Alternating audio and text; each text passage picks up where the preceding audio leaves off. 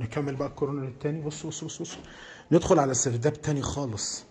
طبعا انا بالنسبه لي انا كفؤاد، بصوا دي الارضيه كانت معبده، يعني محطوط طوب ومرصوص بماده طوبيه بماده رص بي.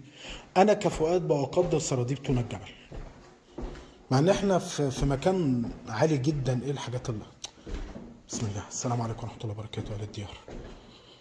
طبعا واضح ان كان في هنا رسومات او نقوشات مع الوقت اتزاحت او اتشالت او باينه قوي من التكسير اللي في الحيطه. لكن تخيلوا ان في تونة الجبل مثلا ما بين كل 3 متر في سرداب. هنا سراديب معموله لحاجه معينه، مش مدينه كامله زي تونة الجبل. هنا السراديب معموله لانك تشوف او توصلك بشكل او باخر للمقابر دي. احنا لسه ماشيين في منطقه السراديب، شفنا مع بعض ال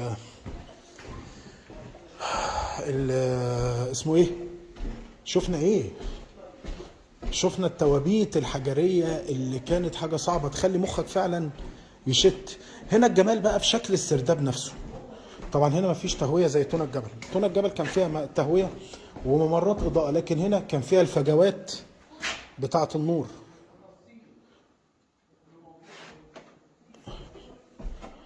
شكل البنى رهيب.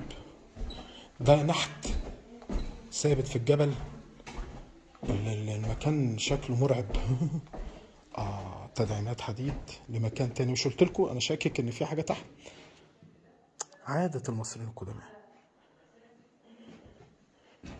تابوت تاني. ازاي؟ السؤال الاهم، بصوا ده تابوت اهو، باين قوي باين قوي انه تابوت. بصوا بصوا بصوا بصوا بصوا, بصوا الجنب ده.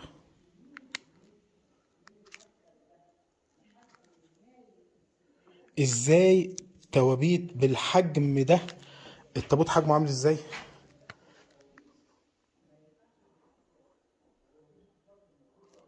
ازاي تابوت بالحجم ده بالتقل ده جه لحد هنا؟